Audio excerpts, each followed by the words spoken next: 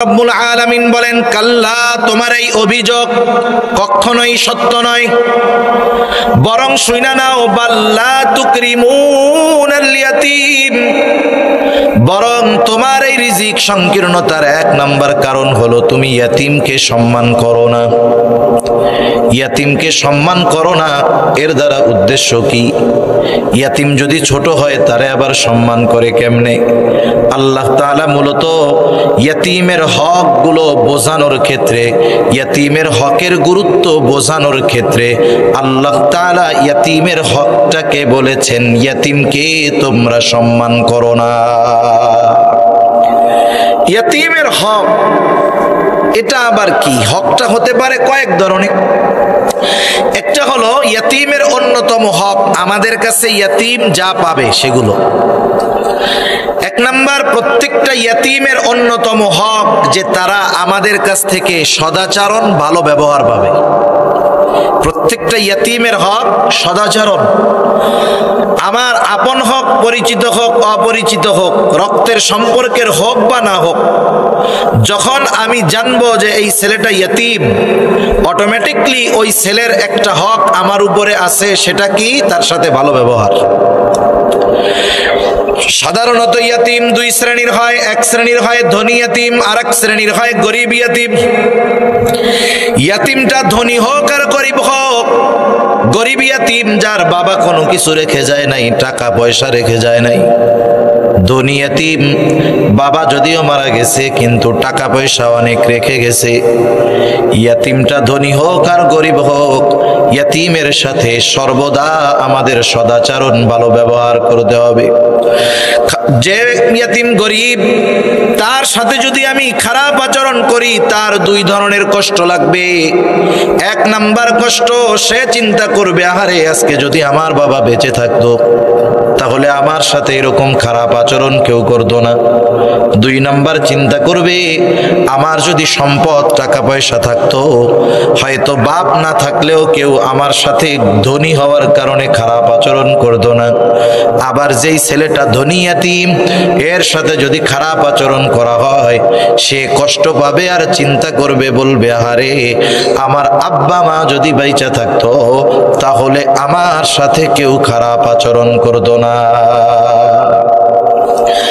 আমাদের আচরণের কারণে যদি ইয়াতীমের অন্তরে কোনো কষ্ট হয়, আল্লাহ তাআলার আরশ কেঁপে ওঠে।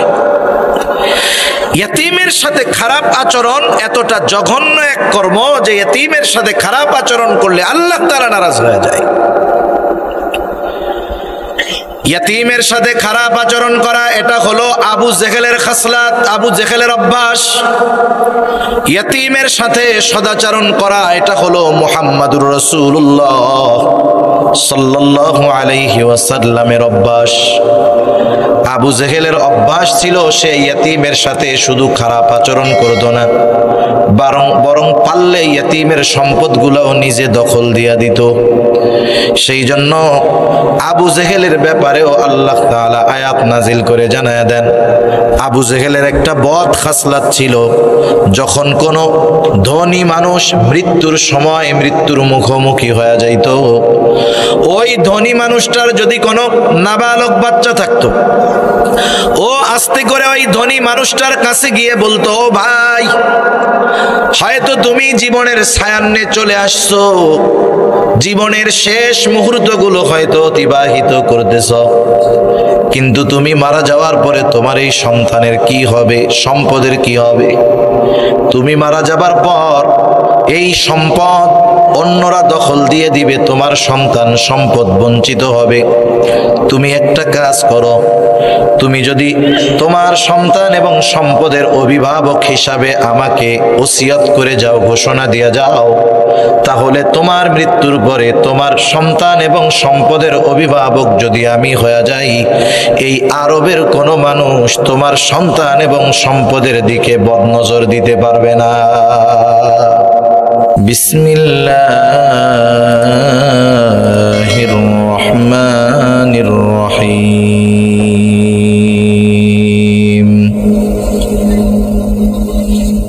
ফাআম্মাল ইনসানু ইযা মাবতালাহু রাব্বুহু ফাআকরামাহু ونعمه فيقول ربي أكرمن وأما إذا ما ابتلاه فقدر عليه رزقه فيقول ربي أهانن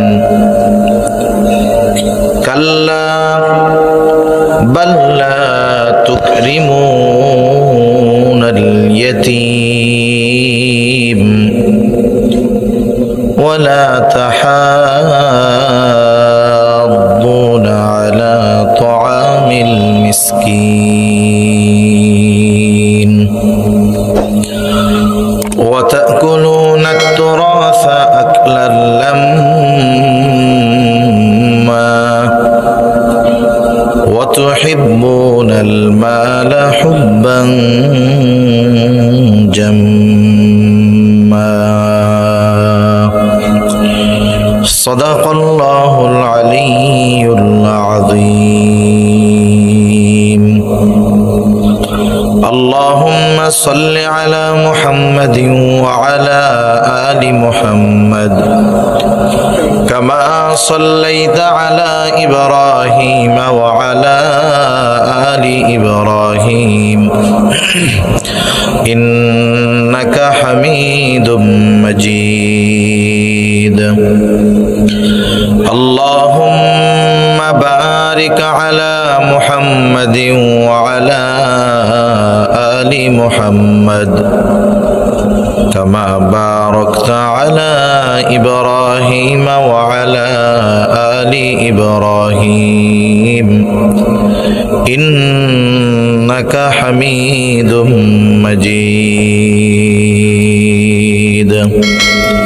الحمد لله ঐতিহ্যবাহী ফরিদপুর জেলার অন্তর্গত বোয়ালমারী থানাধীন পোয়াইল নিধিপুর দৈবকীনন্দপুর মদিনাতুল উলুম গোরস্থান মাদ্রাসা ও ইয়তিমখানার উদ্যোগে আয়োজিত ১৯তম বার্ষিক ওয়াজ মাহফিলের সম্মানিত শ্রদ্ধেয় সভাপতি হযরত মাওলানা শাহ মোহাম্মদ আকরাম আলী সাহেব বারাকাল্লাহু ফি হায়াতি, সকলে বলি আমিন।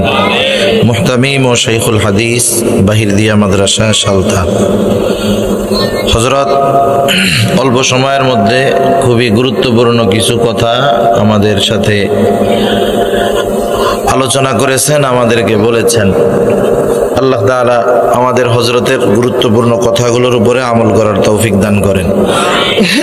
আমন্ত্রিত উলামায়ে কেরাম, সামনে উপস্থিত মুরব্বিয়ানে কেরাম, সমবয়সী যুবক বন্ধু, স্নেহের ছোট ভাই এবং পর্দার অন্তরালে অবস্থানরত সম্মানিতা শ্রদ্ধা মা ও বোন, আল্লাহ রাব্বুল আলামিনের দরবারে অগণিত শুকর যে মহান মালিক আমাদের হায়াতে বরকত দিয়ে সুস্থ রেখে এই গভীর রজনীতে হাদিসের ভাষায় জান্নাতের বাগানে আসার বসার কিছু কথা বলবার এবং শ্রবণ করবার সুযোগ যে মহান মনিব দিয়েছেন, সে মহান মনিবকে খুশি করার জন্য মোহাব্বতের সাথে জবান খুলে অন্তর থেকে আমরা একবার কালিমাতুশ শুকর পাঠ করি, আলহামদুলিল্লাহ। অগণিত দুরুদ ও সালাম সৈয়দুল আম্বিয়া, আশরাফুল আম্বিয়া, খাতামুল আম্বিয়া, ইমামুল মুরসালিন, রহমাতুল লিল আলামিন মুহাম্মাদুর রাসূলুল্লাহ সাল্লাল্লাহু আলাইহি ওয়াসাল্লামের উপর আমি আপনাদের খেদমতে পবিত্র কোরআনুল কারীমের সূরাতুল ফজর থেকে কয়েকটা আয়াত তিলাওয়াত করেছি। আল্লাহ তাআলার কাছে তৌফিক চাই, অল্প সময়ের মধ্যে আল্লাহ তাআলা আমাকে কিছু কথা বলার সুযোগ করে দেন, যে কথাগুলো আমাদের সবার দুনিয়া এবং আখিরাতের জন্য কল্যাণকর হয়। সকলে বলি আমিন। যেহেতু রাত অনেক, আসলে বেশি রাত যদি মাহফিলে হয় বেনামাজিদের কোনো টেনশন নাই, চিন্তায় পড়ে যায় নামাজিরা, ঠিক না? আগায় দেন, আওয়াজটা একটু ছেড়ে দেন হালকা, ঠিক আছে।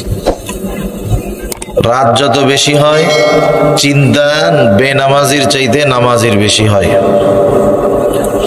সেজন্য বেশি রাত আপনাদের কষ্ট দিব না, শীতের রাত অনেক রাত।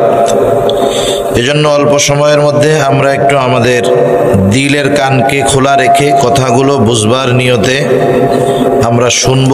আল্লাহ তাআলা আমাকে বলবার, আমাদের সকলকে আমল করবার তৌফিক আল্লাহ দান করেন। আল্লাহ সুবহানাহু ওয়া তাআলা এই দুনিয়াতে আমাদেরকে বিভিন্নভাবে পরীক্ষা নেন।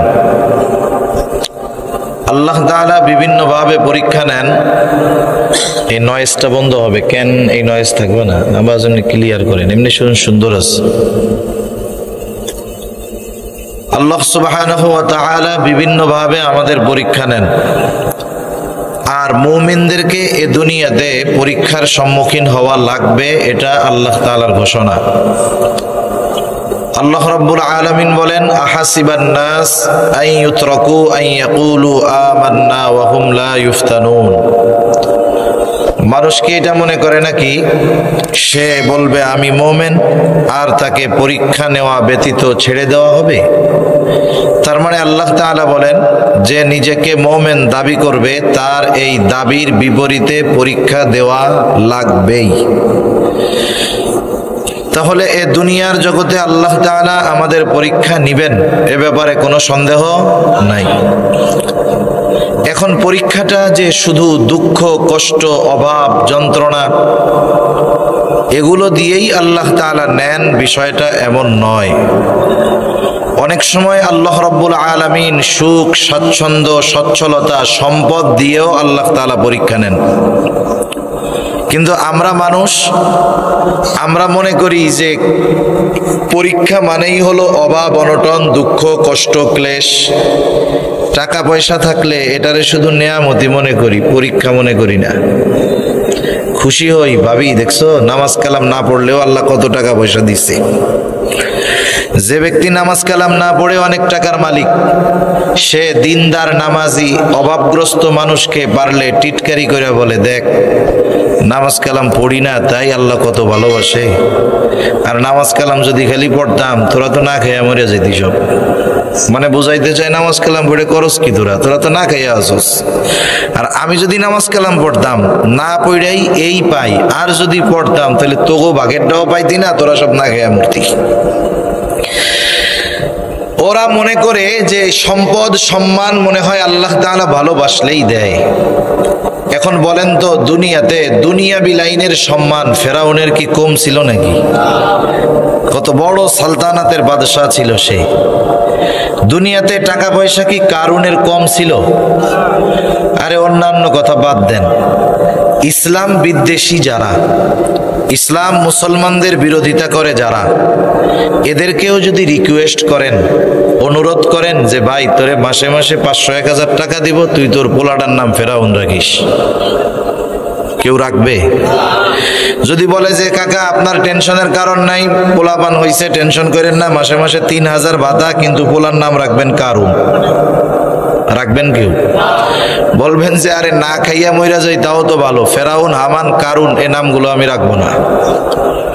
অথচ দেখেন ওরা কত বড় পাওয়ারফুল লোক ছিল। সম্পদের অভাব ছিল না কারুনের, ক্ষমতার অভাব ছিল না ফেরাউনের, ক্ষমতার অভাব ছিল না হামানের। এখন আমরা কি একথা বলবো যে আল্লাহ ফেরাউনরে ক্ষমতা দিছে এই জন্য আল্লাহ খুব ভালোবাসে তাকে? এটা বলবো? কেউ মানবে না এটা। তার মানে বোঝা গেল আল্লাহ তাআলা ভালোবাসলেই যে সম্পদ দেন তা না, আবার ভালো না বাসলেই যে অভাব দেন তাও না।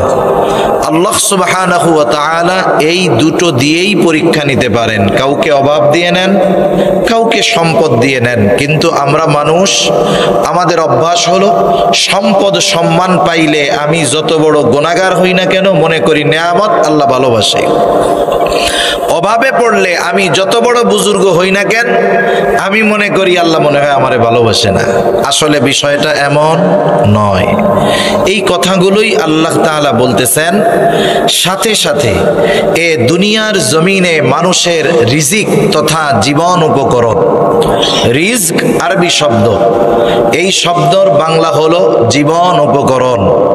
রিজক মানে শুধু টাকা নয়, রিজক মানে শুধু সম্পদ নয়, এক কথায় জীবন চলার জন্য যা কিছু প্রয়োজন সব কিছুকেই রিজক বলা হয়। কথা বুঝতেছেন তো? সাথে সাথে আল্লাহ রাব্বুল আলামিন কেন রিজিকের সংকীর্ণতা আসে এর কিছু কারণও আল্লাহ তাআলা আমাদেরকে জানিয়ে দিয়েছেন। আমরা দুনিয়াতে কেউ চাই না যে আমাদের রিজিকের মধ্যে সংকীর্ণতা আসুক, তথা জীবন চলার জন্য যা প্রয়োজন এগুলোর মধ্যে কোনো সংকীর্ণতা আসুক, কমতি আসুক, এগুলো কি আমরা কখনো কেউ চাই না। সবাই চায় দুনিয়ার মধ্যে সম্মানজনক হালাল রিজিক পাবো, সবাই চাই আমাদের রিজিকটা প্রশস্ত হবে। এজন্য আল্লাহ তাআলার কাছে দোয়াও করি, আল্লাহুম্মা রযুকনা রিজকান হালালান তাইয়্যিবা। আয় আল্লাহ, আপনি আমাদেরকে হালাল উত্তম রিজিক দান করেন। আল্লাহুম্মা রযুকনা রিজকান ওয়াসিআ। আয় আল্লাহ, আপনি আমাদেরকে প্রশস্ত রিজিক দান করেন।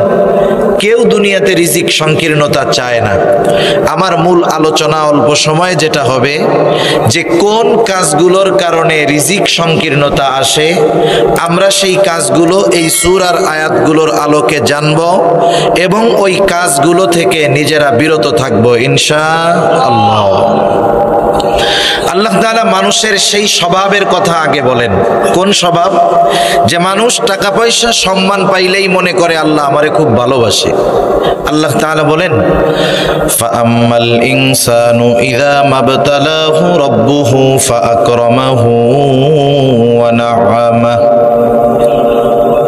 আল্লাহ রাব্বুল আলামিন বলেন, ফাআম্মাল ইনসানু ইযা মাবতালাহু রাব্বুহু, যখন মানুষের রব তাকে পরীক্ষা করার জন্য ফাআকরামাহু ওয়া না'আমাহু, যখন রব মানুষকে পরীক্ষা করার জন্য তাকে সম্পদ দেন, তাকে সম্মান দেন, নেয়ামত দেন, সম্পদ সম্মানকে সে পরীক্ষা মনে না করে সে বলতে থাকে আমার রব আমাকে সম্মানিত করেছে, ফায়াকুলু রব্বি আকরামান, সে বলে আমার রব আমাকে সম্মানিত করেছে।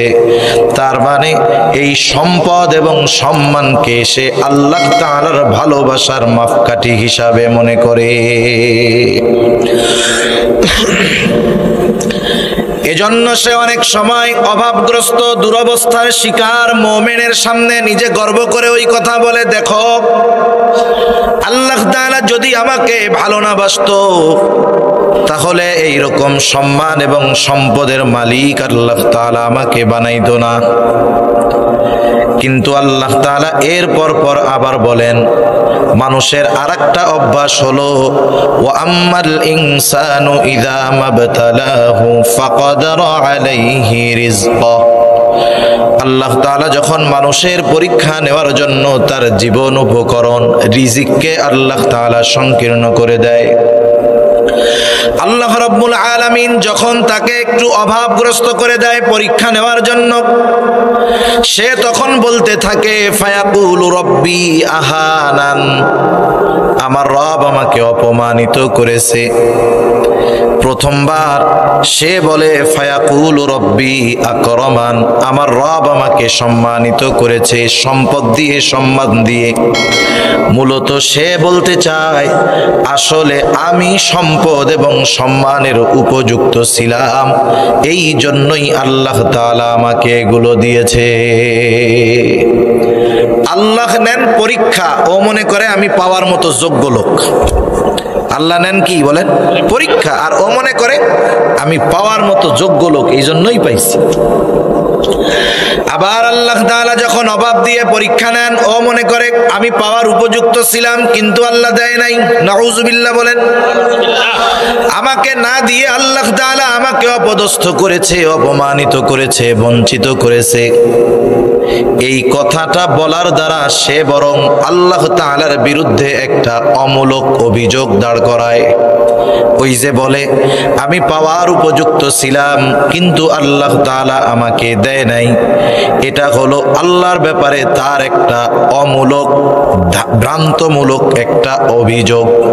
এখন বলেন তো, আমার আপনার ব্যাপারে কেউ যদি এমন কোনো বিষয়ে দোষারোপ করে যেটার সাথে আমার আপনার কোনো সম্পর্ক নাই, আমি আপনি জড়িত নাই, মনে করেন একজন বলছে যে ওই কাজটা ওর জন্য হয়েছে কিন্তু আপনি এই কাজের সাথে জড়িত নয়, অথচ অভিযোগ যখন আপনার বিরুদ্ধে দাঁড় করানো হবে, আপনি যতই দুর্বল হন বলেন তো এই মিথ্যা অভিযোগের প্রতিবাদ করবেন কি করবেন না? করবেন তো। আর যদি শক্তিশালী হয়, ক্ষমতাধর হয়, তাহলে অভিযোগ করবে, উল্টা আরো মামলা দিয়ে ছাড়বে।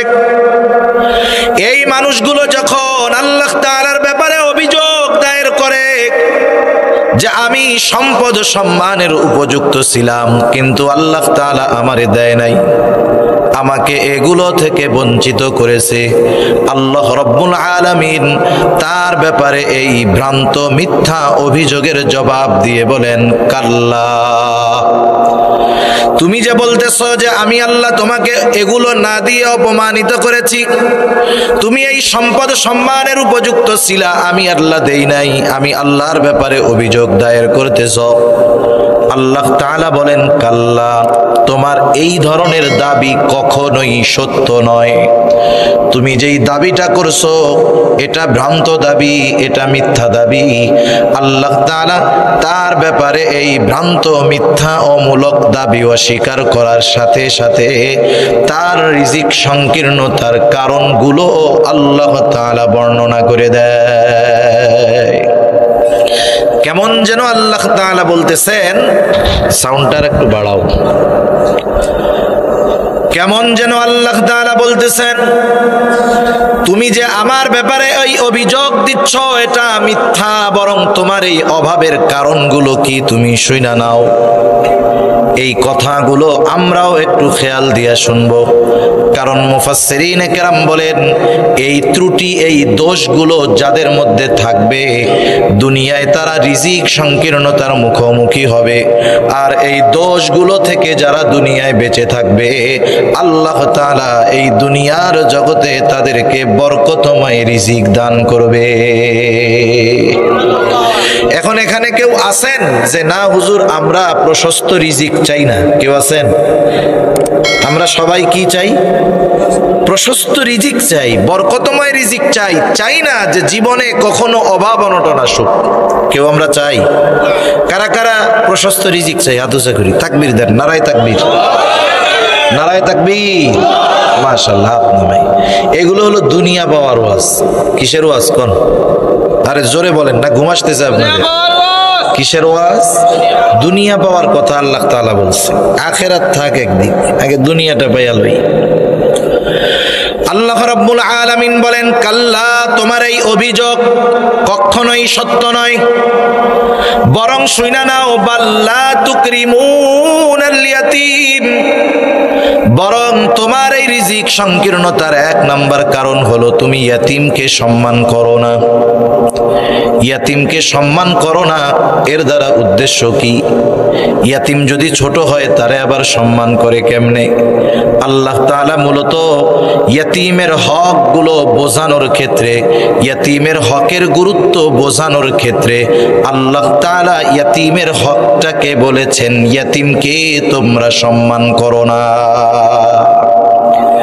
ইয়াতীমের হক এটা আবার কি? হকটা হতে পারে কয়েক ধরনের। একটা হলো ইয়াতীমের অন্যতম হক, আমাদের কাছে ইয়াতীম যা পাবে সেগুলো। এক নাম্বার, প্রত্যেকটা ইয়াতীমের অন্যতম হক যে তারা আমাদের কাছ থেকে সদাচরণ, ভালো ব্যবহার পাবে। প্রত্যেকটা ইয়াতীমের হক সদাচরণ। আমার আপন হোক, পরিচিত হোক, অপরিচিত হোক, রক্তের সম্পর্কের হোক বা না হোক, যখন আমি জানবো যে এই ছেলেটা ইয়াতীম, অটোমেটিকলি ওই ছেলের একটা হক আমার উপরে আছে, সেটা কি? তার সাথে ভালো ব্যবহার। সাধারণত ইয়াতিম দুই শ্রেণীর হয়, এক শ্রেণীর হয় ধনী ইয়াতিম, আর এক শ্রেণীর হয় গরিব ইয়াতিম। ইয়াতিমটা ধনী হোক আর গরিব হোক, গরিব ইয়াতিম যার বাবা কোনো কিছু রেখে যায় নাই, টাকা পয়সা রেখে যায় নাই। ধনী ইয়াতিম বাবা যদিও মারা গেছে কিন্তু টাকা পয়সা অনেক রেখে গেছে। ইয়াতিমটা ধনী হোক আর গরিব হোক, ইয়াতিমের সাথে সর্বদা আমাদের সদাচরণ ভালো ব্যবহার করতে হবে। যে ইয়াতিম গরিব তার সাথে যদি আমি খারাপ আচরণ করি তার দুই ধরনের কষ্ট লাগবে। এক নাম্বার কষ্ট, সে চিন্তা করবে আহারে আজকে যদি আমার বাবা বেঁচে থাকতো তাহলে আমার সাথে এরকম খারাপ আচরণ কেউ করতো না। দুই নাম্বার চিন্তা করবে আমার যদি সম্পদ টাকা পয়সা থাকতো হয়তো বাপ না থাকলেও কেউ আমার সাথে ধনী হওয়ার কারণে খারাপ আচরণ করতো না। আবার যেই ছেলেটা ধনী ইয়াতিম এর সাথে যদি খারাপ আচরণ করা হয় সে কষ্ট পাবে আর চিন্তা করবে, বলবে আহারে আমার আব্বা মা যদি বেঁচে থাকতো তাহলে আমার সাথে কেউ খারাপ আচরণ করতো না। আমাদের আচরণের কারণে যদি ইয়াতিমের অন্তরে কোনো কষ্ট হয় আল্লাহ তাআলার আরশ কেঁপে ওঠে।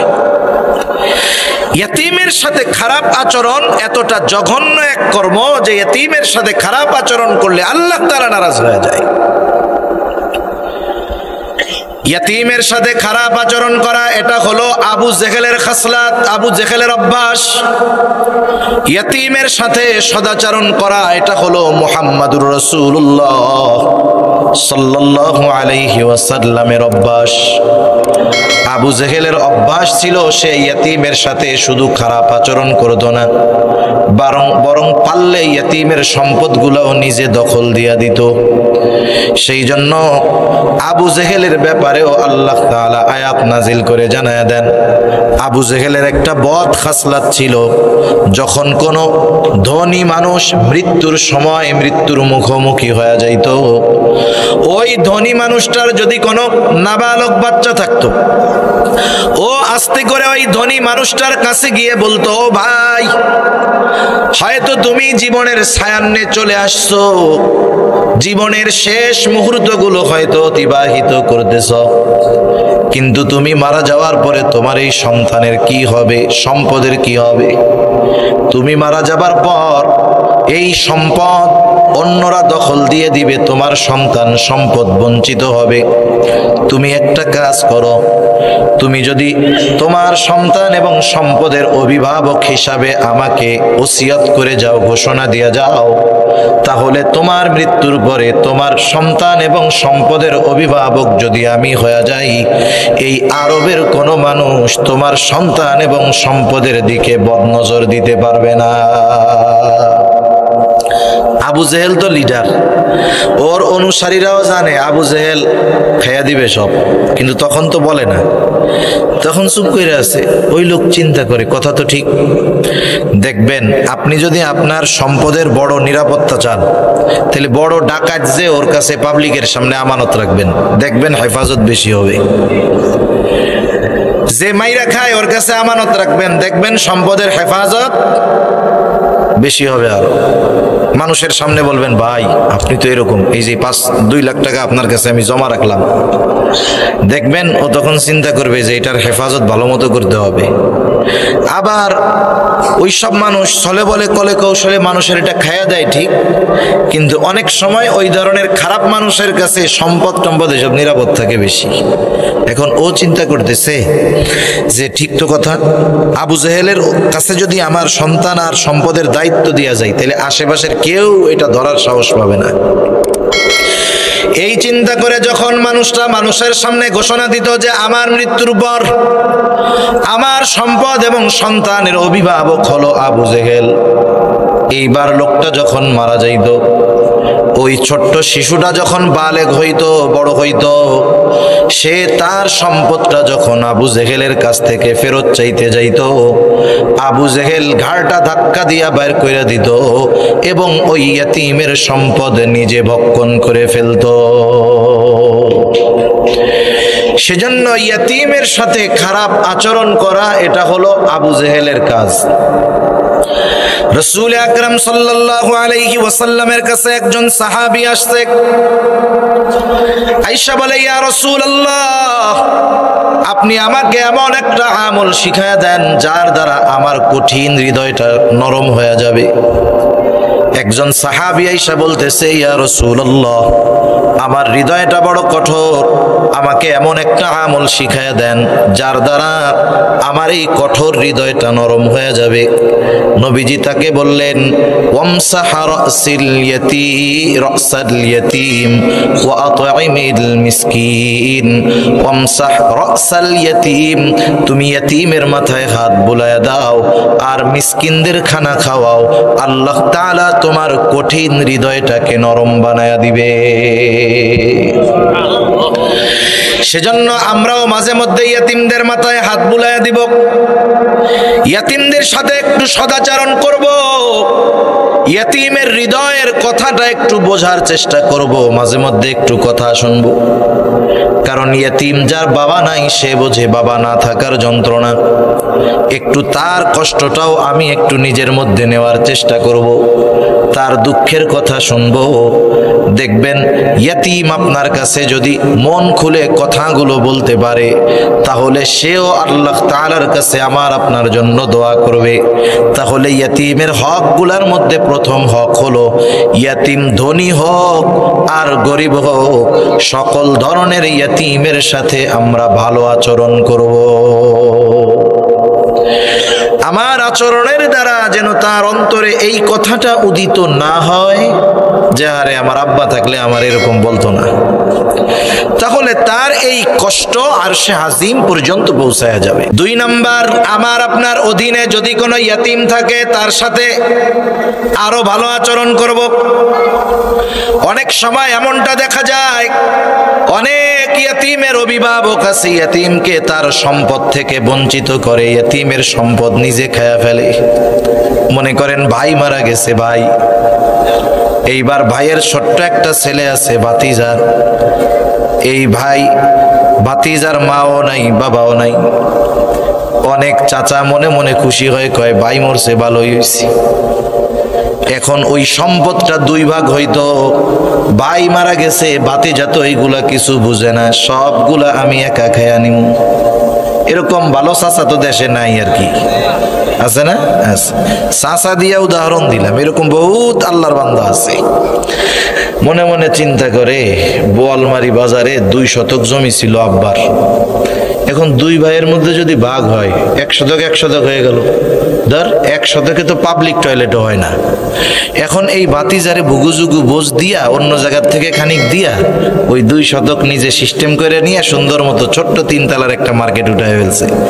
মনে মনে চিন্তা করে, আমার জীবনটাও পার হয়ে যাবে, আমার পোলাপানও ঠ্যাঙের উপরে ঠ্যাং তুইয়া খাইতে পারবে। অনেক খুশি হয় না আরেকজনেরটা মাইরে খাইয়া? আল্লাহ রাব্বুল আলামিন বলে, সাবধান, ওয়ালা তাকুলু আমওয়ালাকুম বাইনাকুম বিল বাতিল, তোমরা অন্যায়ভাবে কারো সম্পদ ভক্ষণ করো না, কারো সম্পদ অন্যায়ভাবে দখল দিও না।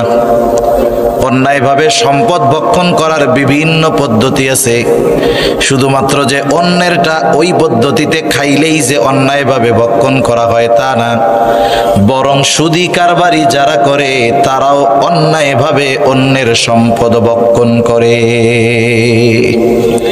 সুদী কারবারি আসেনি আপনাকে ওইদিকে?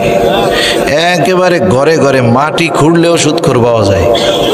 আমার মনে হয় মাটি খুঁড়ে যে কেসোটা পাবেন আল্লাহই জানে ও সুদের সাথে জড়িত কিনা। যে অবস্থা সুদ। দুনিয়াতে অনেক রোগ আছে, ওই রোগগুলো হইলে মনে করেন একজনের এমন এক রোগ হইছে, সে ডাক্তারের কাছে গেছে, ডাক্তার এবার তাকে টেস্ট মেস্ট কইরা বলতেছে, হায় রে আপনার তো এমন এক জটিল রোগ হইছে, আপনার তো এমন এক ওষুধ খাইতে হবে যেটা হলো হারাম। কি ওষুধ? ডাক্তার বলে, আপনি যদি বাঁচতে চান টানা 1 মাস প্রতিদিন 100 গ্রাম করে শুকরের গোশত খাইতে হবে, শুকরের গোশত খাইতে হবে। এটা কেন?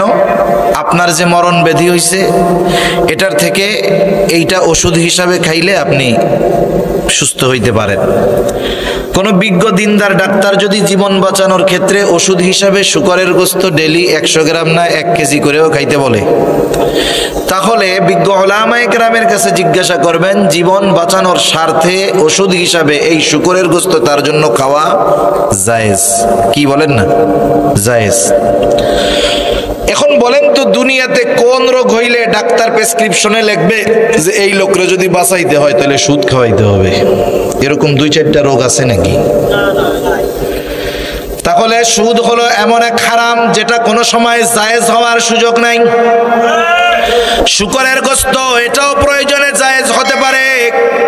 কোন ডাক্তার যদি বলে এর এমন রোগ হইছে বাঁচাইতে হইলে পোলাপানের পায়খানা খাওয়াইতে হবে, একেবারে চামচ দিয়া জুস বানায় খাওয়াই দিবেন, জায়েজ আছে জীবন বাঁচানোর জন্য। কিন্তু আল্লাহর কসম দুনিয়ায় এমন কোন রোগ নাই অথবা এমন কোন সিস্টেম নাই কখনো সুদকে জায়েজ করা যাবে। কোশ্চিন কালেও এটা জায়েজ হবে না, এমন এক হারাম এটা। অনেক হারাম আছে যেই হারাম খাইলে শুধু হারাম খাওয়ার গুনাহ হয়। কেউ যদি শূকরের গোশত খায়, শূকরের গোশত খাওয়ার গুনাহ হবে, পায়খানা খাইলে পায়খানা খাওয়ার গুনাহ হবে, এক্সট্রা কোনো গুনাহ হবে না। কিন্তু নবীজি বলেন কেউ যদি 1 দিরহাম পরিমাণ সুদ খায় মায়ের সাথে জিনা করার মতো গুনাহ হবে।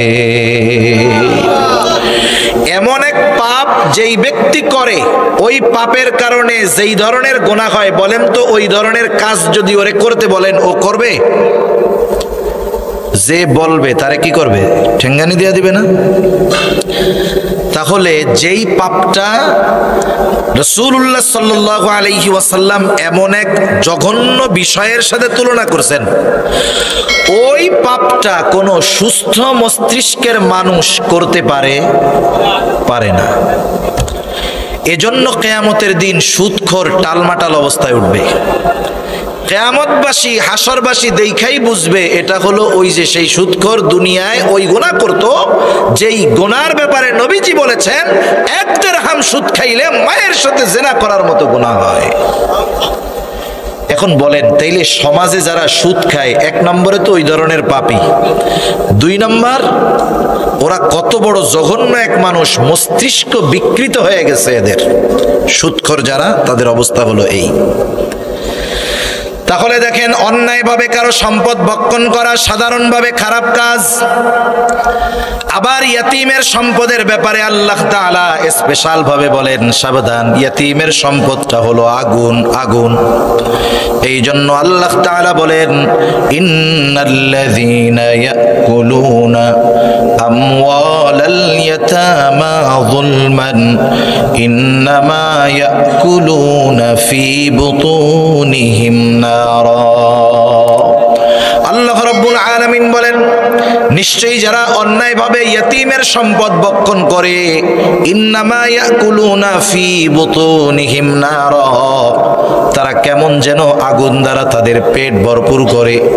বুঝে থাকলে কষ্ট হলেও জবান খুইলা জবাব দিবেন, বলেন তো পরকালে আগুনের অবস্থান জান্নাত নাকি জাহান্নাম? এজন্য আল্লাহ তাআলা বলেন ওয়াসায়াসলাউনা সাঈরা, অচিরেই তাদের আবাসস্থল হবে জাহান্নাম। এই জন্য আপনার আমার অধীনে যদি কোনো ইয়াতীম থাকে সাবধান, নিজে একটু বেশি দিব ইয়াতীমকে, তবুও ইয়াতীমের সম্পদ ভক্ষণ করে নিজের আখিরাত নষ্ট করব না। আবার যদি ঘরে কোনো ইয়াতীম থাকে, সেই ইয়াতীম আপনার আপনজন হতে পারে অথবা আপনার মাদ্রাসার একটা ছাত্র লজিং রাখছেন, মনে করেন মাদ্রাসার ছাত্র লজিং রাখছেন বা আপনার আপনজন প্রিয়জন আত্মীয় স্বজন ইয়াতীম আপনার বাসায় আছে, আপনি মনে করতেছেন ওরে খাওয়াইতেছি আমার তো কইমা যাইতেছে, অথচ নবীজি সাল্লাল্লাহু আলাইহি ওয়াসাল্লাম বলেন সহিহ মুসলিমের হাদিস, নবীজি সাল্লাল্লাহু আলাইহি ওয়াসাল্লাম বলেন ওই ঘর কতই না উত্তম ঘর যেই ঘরের মধ্যে একজন ইয়াতীম আছে আর তার সাথে ভালো আচরণ করা হয়। নবীজি বলেন ওই ঘর কতই না নিকৃষ্ট ঘর যেই ঘরে একজন ইয়াতীম আছে আর তার সাথে খারাপ আচরণ করা হয়। মুহাদ্দিসিনে কেরাম বলেন, যেই ঘরে ইয়তীম আছে আর তার সাথে সদাচরণ করা হয়, এই সদাচরণের কারণে আল্লাহ তাআলা তার ঘরের মধ্যে বরকত ঢেলে দেয়। আর যে ইয়তীম ঘরে আছে আবার ওর সাথে খারাপ আচরণ করে, খানা খাওয়ায় আবার খুসাও দেয়, আবার টিটকারিও করে, মুহাদ্দিসিনে কেরাম বলেন ওই ঘর তো নিকৃষ্ট ঘর, আল্লাহ তাআলা ওই ঘর থেকে বরকত রহমত উঠায় নিয়ে যায়। এই জন্য আমরা যদি মনে করি একজন ইয়তীমরে লজিং রাখছি, খাওয়াইতেছি, আমার লস, তা না, বরং হতে পারে ওই ইয়তীমের সাথে ভালো আচরণ করার কারণে আমার আপনার ঘরকে আল্লাহ তাআলা বরকত রহমত দিয়ে ভরপুর করে দিবে। সেজন্য আমরা চেষ্টা করব ইয়তীমের অভিভাবক হওয়ার জন্য, আত্মীয় না হোক এমনি অভিভাবক হব, যদি সামর্থ্য থাকে একজনের দায়িত্ব পুরা নিয়ে নিব। যদিও এইটা সামর্থ্য না থাকে, যেহেতু ইয়তীমখানা, আয়েশা ওস্তাদের কাছে, মুহতামিম সাহেবের কাছে বলবেন, হুজুর একজন ইয়তীম সন্তান দেন, তাই আমি খাওয়াবো। আপনি সারা বছর খাওয়াইতে পারবেন না, সমস্যা নাই, আপনি দায়িত্ব নেন হুজুর, আমি ওই ইয়তীমের যা পোশাক লাগে সব দিয়া দিব, লুঙ্গি যা লাগে আমি দিয়া দিব। ওইটাও অ্যাবিলিটি নাই, কম অ্যাবিলিটি আছে, আপনি বলেন হুজুর ওই ইয়তীমের সাবান, তেল, সোনু পাউডার যা লাগে আমি দিয়া দিব। ওইটাও অ্যাবিলিটি নাই। আয়েশা বলেন, হুজুর এই ইয়তীমের দায়িত্ব আমার, ওর যত জোড়া স্যান্ডেল লাগে আমি কিনা দিব। যে কোনো না ভাবে সামান্য কিছু দিয়ে হলেও যদি ইয়তীমের অভিভাবকের কাতারে নামটা রাখা যায়, লাভটা কি হবে শুইনা নেন। নবীজি বলেন, আনা ওয়া কাফিলুল ইয়তীম কাহাতাইনি ফিল জান্নাহ। নবীজি বলেন, আমি আর ইয়তীমের অভিভাবক জান্নাতের মধ্যে, এই দুই আঙ্গুল ইশারা দিয়া নবী বুঝায় দেন, আমি আর ইয়তীমের অভিভাবক জান্নাতের মধ্যে এইরকম পাশাপাশি অবস্থান করব। নবীর সাথে জান্নাতে থাকার কত ফজিলত। একটা হাদিস মনে পড়ছে, একটু শোনাবো।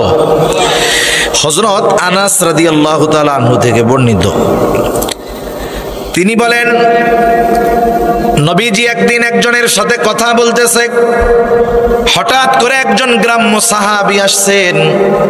গ্রামের মানুষ বোঝে না, এখনো প্রত্যন্ত অঞ্চলের এমন এমন মানুষ আছে, লোকগুলো এত সহজ সরল, তাদের এই সহজ সরলতা দেখা আমরা মনে করি এটা মূর্খ মানুষ।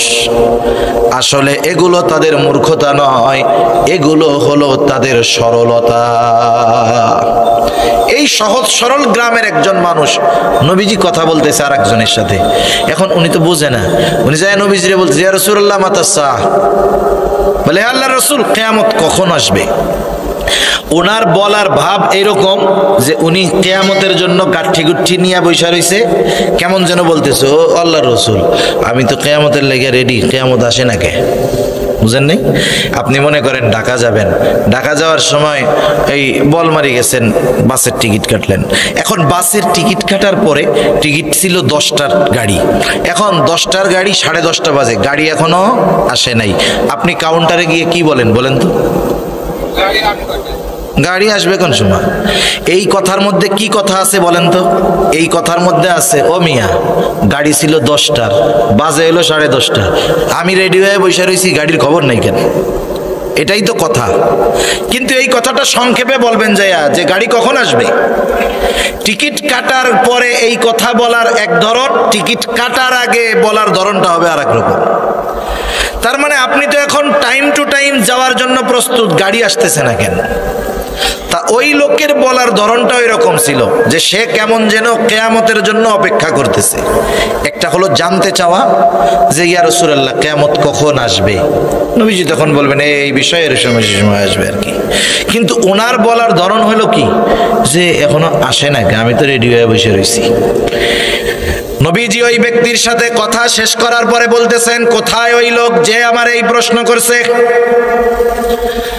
কারণ কিছু কিছু প্রশ্ন করার পরে ওই প্রশ্নের জবাব দেওয়ার আগে উল্টা আর একটা প্রশ্ন করা জরুরি হয়ে যায়। আবার আর একটা কথা মনে পড়লো, আপনাদের বলি।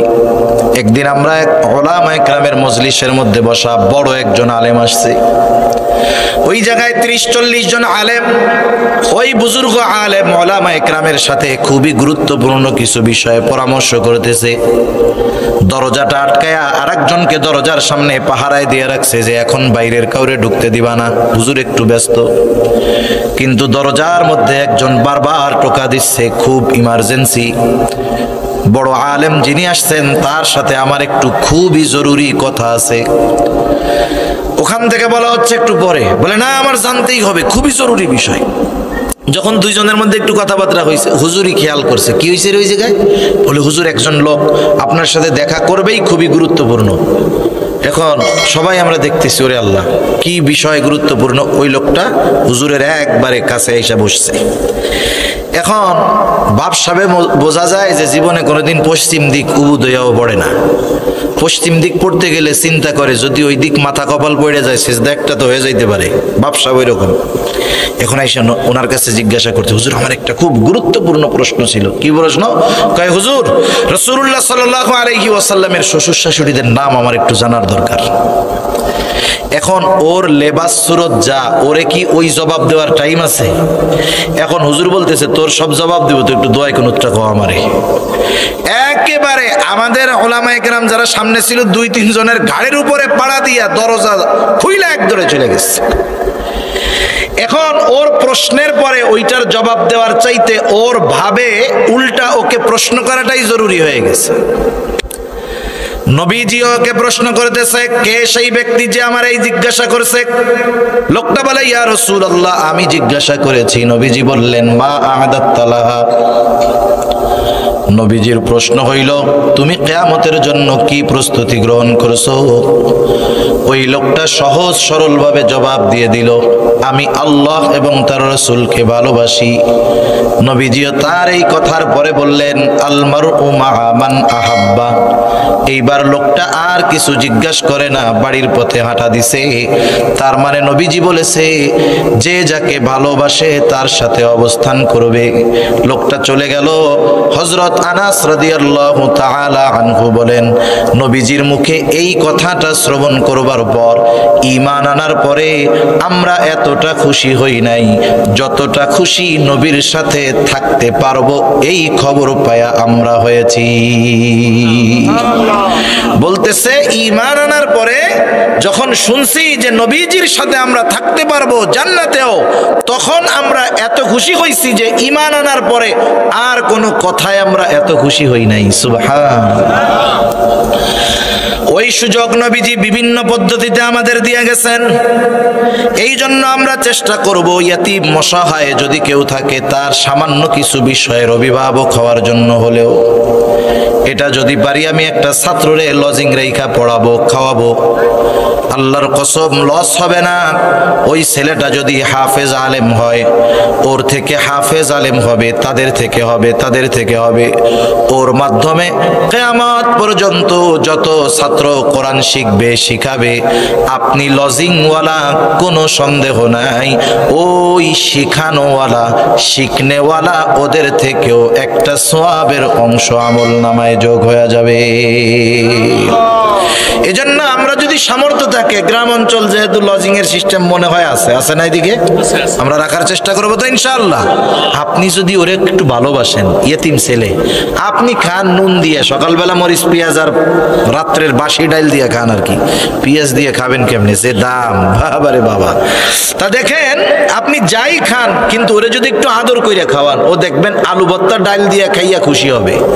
কিন্তু গোশত টোস্ত খাওয়ান ঠিক মতো, কিন্তু ব্যবহার ভালো করেন না, ওর হৃদয়ে কষ্ট লাগবে। আপনি যাই খান, ওরে একটু আদর করে যদি খাওয়ান, ও খুশি হবে। কতটুকুই বা খাবে? নবীজির কথা, বরকত হয়ে যাবে ঘরের মধ্যে, রহমত আসবে, আল্লাহ তাআলা বরকতের দুয়ার খুলে দিবে ইনশাআল্লাহ। এজন্য আমরা ইয়াতিমদের সাথে সদাচরণ করব, ভালো ব্যবহার করব, তাদের হক আদায় করব, তাদের সম্পদ কখনো অন্যায়ভাবে ভক্ষণ করব না, ইয়াতিমদের সাথে খারাপ আচরণ করব না। আল্লাহ তাআলা সেই কথাই বলে, শোনো তোমাদের রিজিক সংকীর্ণতার অন্যতম কারণ তোমরা ইয়াতিমকে সম্মান করো না।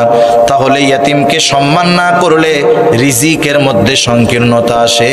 মুফাসসিরিনে কেরাম বলেন ইয়াতিমদের হক আদায় করলে আল্লাহ তাআলা রিজিক প্রশস্ত করে দেয়।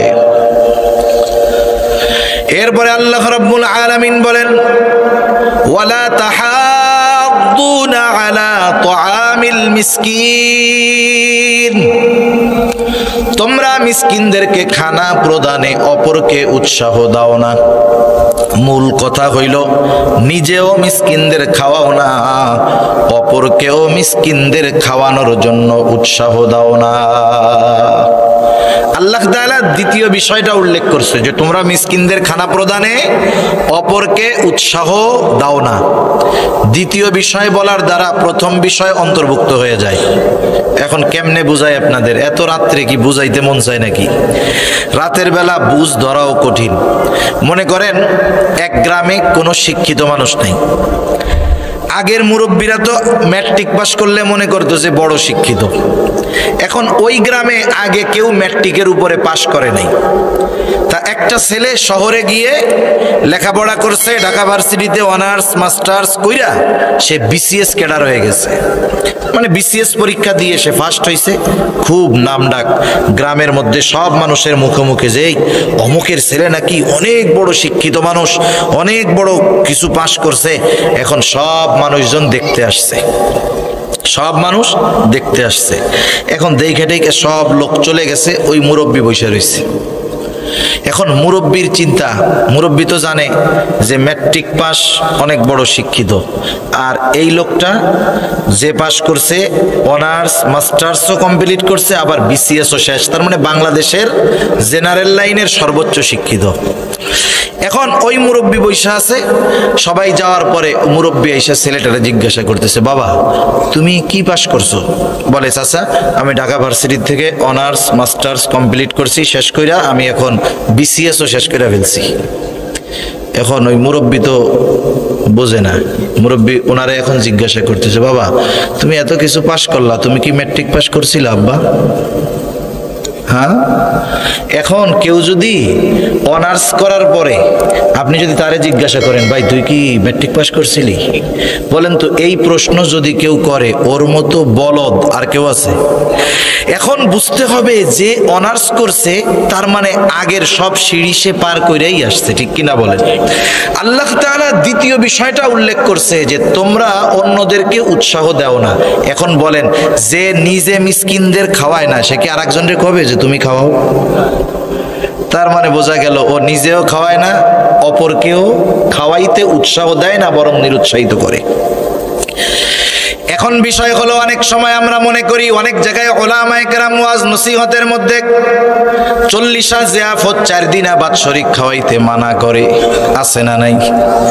এখন বলবে হুজুরও তো ওই দলের লোক, নিজেও খাওয়ায় না, অপরকেও খাওয়াইতে নিরুৎসাহিত করে। না না, বরং খাওয়ানোটা হতে হবে স্থান অবস্থান এবং সঠিক পদ্ধতিতে।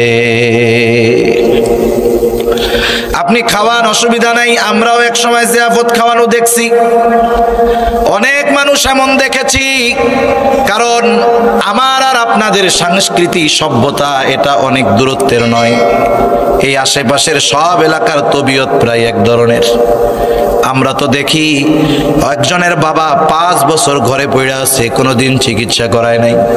বাবা মারা যাওয়ার পরে সুদের টাকা দিয়া গরু কিনা বাবার জিয়াফত খাওয়ায়। এর মতো বুজুর্গ সন্তান আর দুনিয়ায় আছে? সুদের উপরে টাকা দিয়া গরু কিনা বাপের জিয়াফত খাওয়াইতেছে, বাপরে জান্নাতে নেওয়ার লাইগা। এখন চিন্তা করেন, ওর উচিত ছিল বাপ অসুস্থ থাকতে চিকিৎসা গ্রহণ করানোর ব্যবস্থা করা, ওই সময় করে নাই। তাইলে এখন কেন খাওয়াইলো? মানুষ তো 2 কারণে খানা খাওয়ায়, একটা হলো শোকে আর একটা হলো সুখে। একটা শোকে আর একটা কি বলেন না, সুখে। এখন ও কি সুখে খাওয়াইলো না শোকে খাওয়াইলো? কেমনে বুঝবেন? ওর কথায় বা কাজে বোঝা যাচ্ছে ও সুখে খাওয়াইছে। কেন? ও চিন্তা করছে এই বেটা 5 বছর ঘরে পড়ে থাকার কারণে আমি অটোমেটিক জমিটার মালিক হইতে পারি নাই। এখন নিজেও মরছে, আমাকেও বাঁচাইছে, সম্পদও পাইছি, আলহামদুলিল্লাহ। কমপক্ষে সুদের উপর একটা গরু আইনা ওনার নামে খাওয়াই দেই। এখন বলেন এই যে খাওয়ানোটা খাওয়াইলো, খুব ফজিলত হবে না খাওয়াইলে? আচ্ছা, মনে করেন একজন সঠিকভাবেই খাওয়াইতেছে, বাবার নামে খাওয়াবে। কেন খাওয়াবে? যেন বাবার উপকার হয়, কল্যাণ হয়, ঠিক কিনা বলেন? কিছু সওয়াব আমল নামায় যায়। এখন উনি খাওয়াবেন, আমি কিন্তু খাওয়াইতে নিরুৎসাহিত করতেছি না, পদ্ধতি অবলম্বন করে খাওয়ান আমি বলতেছি। এখন দেখেন, আপনি খাওয়াইলেন, রান্না করলেন, খাওয়াইছেন, বাবার উপকার, এটাই হলো মূল উদ্দেশ্য। এখন আপনাদের এলাকায় খাওয়ায় কিনা জানি না, খাওয়ানোর সময় কি হয় দেখেন, প্রথম গোশত রানছে 3 ডেক, বাহিরে বিছাইছে কলার পাতা দিয়ে, আগে খাওয়াইতো, এখন প্লাস্টিকের প্লেট বা অন্য কিছু দিয়ে খাওয়াবে। বাহিরে যারা বসবে তারা 1 ক্লাস, ভিতরে যারা বসবে তারা হলো বিজনেস ক্লাস। এই খাবার, মরার খাবারের হক হলো একেবারে মিসকিন, অসহায়, যে কোনো দিন খাইতে পারে না সে। কিন্তু আমরা দেখি যে এই খাবার খাইতে শুধু মিসকিনরাই আসে না, কিছু বড় বড় টাকা পয়সাওয়ালা গাড়িওয়ালা মিসকিনও আসে। ওনারা আবার নিচে বসাবে না, ওনাদের আলাদাভাবে রুমের মধ্যে নিবে, নেওয়ার পরে সুন্দর মতো ড্যাগ একটা ধরে নিয়ে বলবে, ভাইজান ভাই খান, খুব ভালো হয়েছে, বাইসা বুইসা আনছি, যেই পাতিলেরটা সিদ্ধ হয়েছে, প্রয়োজনে সঙ্গ দেই, পাতিলের মধ্যে নাইমে নাইমে ডুব দিয়া দিয়া গোশত খান। তার মানে ওরা না খাইতে চাইলেও এত এত ওর প্লেটে গোশত দেয়, অপচয় করে ফালায়া যায়। আর বাইরে অবস্থা কি, একজন মিসকিন বছরে 2-4 বার গোশত খাইতে পারে না। এখন আর একজনকে খাদিমদারির জন্য দিছে, ও একখান হাড্ডি উঠাই দিছে, হাড্ডির সাথে কোনো গোশত নাই, না জানি আর একজন সাইডে সুইটা আবার ওর মধ্যে ফেলাইছে কিনা আল্লাহ জানে।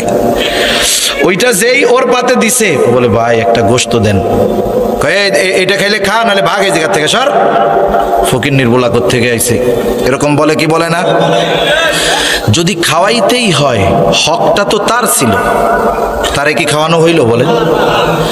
আপনার যদি খাওয়াইতে মন চায়, আমি মানা করি না, আপনি একটা গরু জবাই দেন, এলাকার ধনী কাউকে দাওয়াত দেওয়ার দরকার নাই, আশেপাশের গ্রাম থেকে 50 জন ওই রকম মিসকিন খুঁজা বাড়িতে আনেন, এইবার ওই গোস্তের ডেকসিটা তাদের সামনে দিয়া বলেন, তোদের যত মন চায় খা।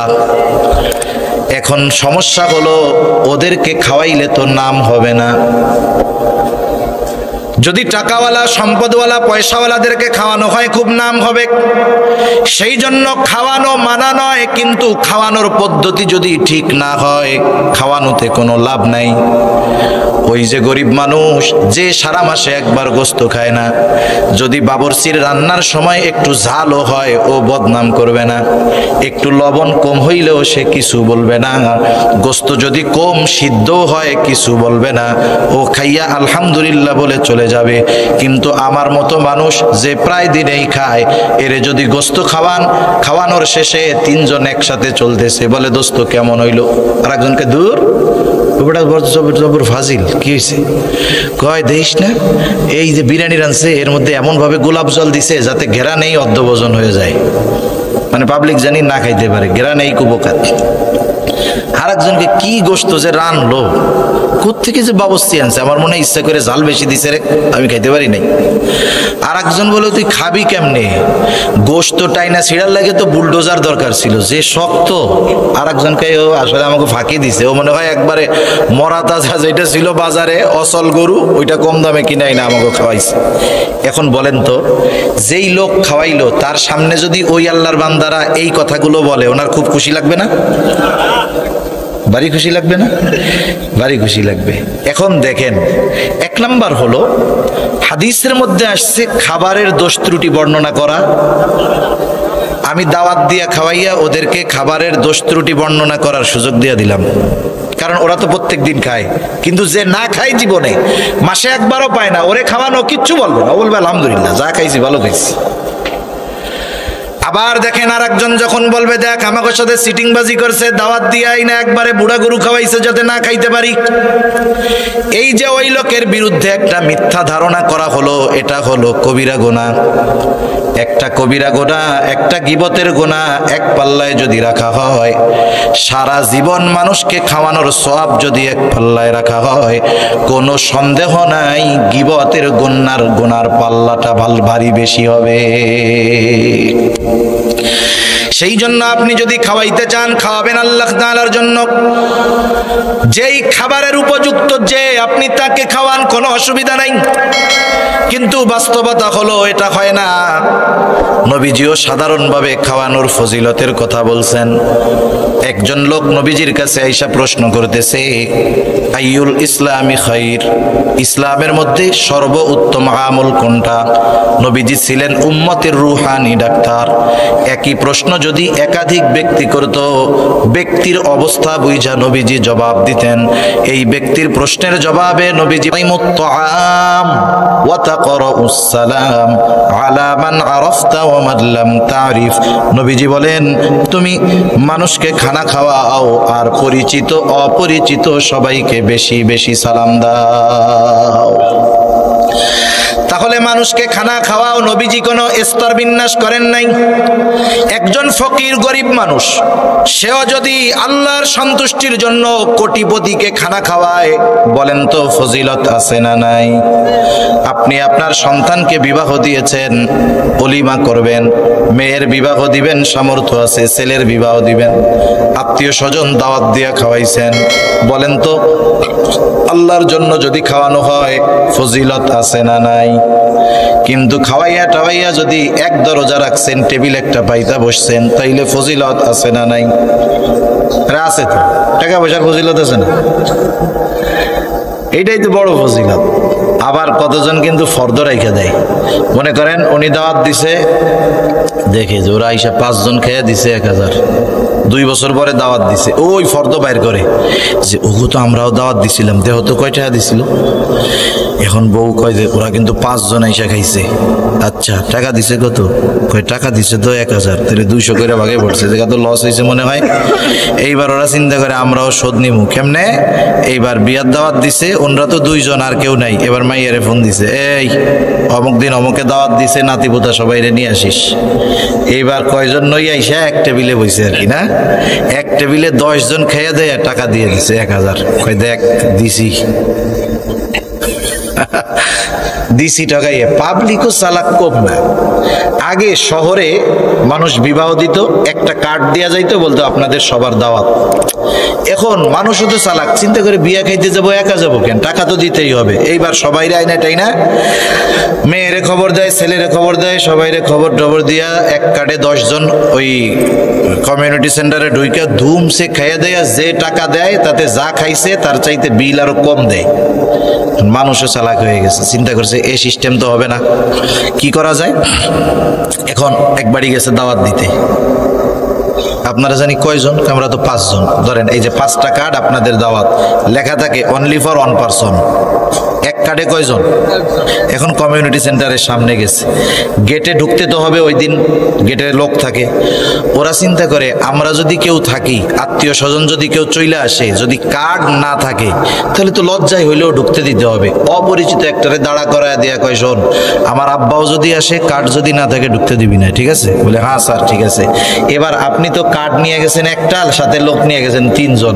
যখন ওই অপরিচিত লোকরে এক কার্ড দিয়া 3 জন ঢুকতে যাবেন, ঢুকতে দিবে? এখন এক কার্ডে একজন ঢুকবে, খাইয়া কি 1000 টাকার কম কি দিতে পারবে?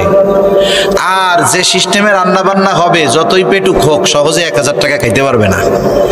তাহলে দেখেন পাবলিকও চালাক আছে, ওরা চিন্তা করে যেহেতু বিজনেস ধরছি, বিজনেসটার সিস্টেম চেঞ্জ করে ফেলাই। এখন এই ধরনের দাওয়াত দিয়ে খাওয়ানো, এটা হলো সভ্য সমাজের এক ভদ্রবেশে ডাকাতি। কি বলেন? ভদ্রবেশে ডাকাতি। আপনি খাওয়ান, আল্লাহর জন্য খাওয়ান, ফজিলত আছে।